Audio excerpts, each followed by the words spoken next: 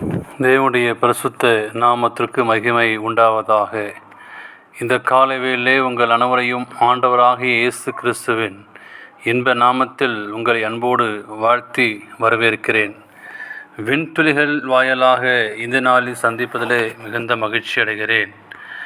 ஆதியாகமம் 28:15 வாசிக்கும்போது, நான் உனக்கு சொன்னதை செய்யுமளவும் உன்னை கைவிடுவதில்லை என்று சொல்லி நான் வாசிக்கிறோம். இந்த நாளின் செய்தியானது ஒரு பாடலின் கதை. சாரா ஃப்ளவர்ஸ் இங்கிலாந்து தேசத்தில் 1805 பிறந்தார். காச நோயால் பாதிக்கப்பட்ட அவர் எப்பொழுதும் பலவீனமாகவே காணப்பட்டார். அக்காலத்தில் வியாதிக்கான சரியான மருத்துவம் இல்லாதிருந்தது. இப்படிப்பட்ட பலவீனத்தில் மத்தியிலும் ஆண்டவரை மகிமைப்படுத்தும் அநேக பாடல்களை அவர்கள் எழுதியுள்ளார்கள்.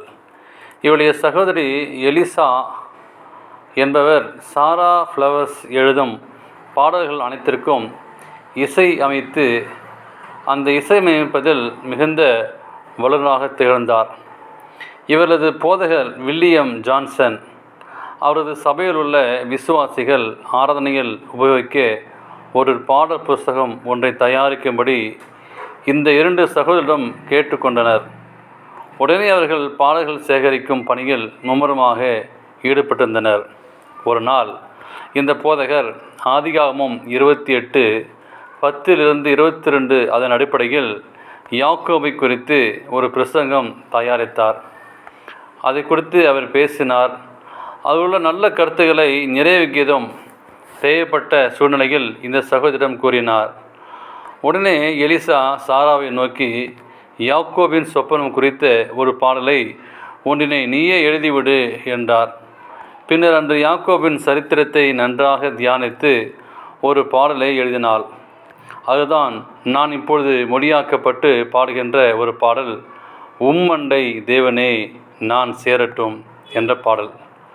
இந்த பாடல், இந்த கவிதையை நாம் பார்க்கும்போது, தாசன் யாக்கோபை போல் காலத்தில் திக்கற்று கல்லில் மேல் நான் தூங்கையில் எந்தன் கனாவிலே உம்மண்டை தேவனே, இந்த பாடலை நாம் பாடுகிறோம்.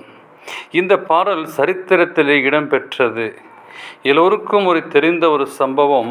டைட்டானிக் என்ற கப்பல் பனிப்பாறையில் மோதி சுமார் 1500 பேர் கடலில் மூழ்கி கொண்டிருக்கும் போது அவரது மன அமைதிக்காக இப்பாடல் கப்பலின் இசைக்குழுவினரால் இசைக்கப்பட்டது.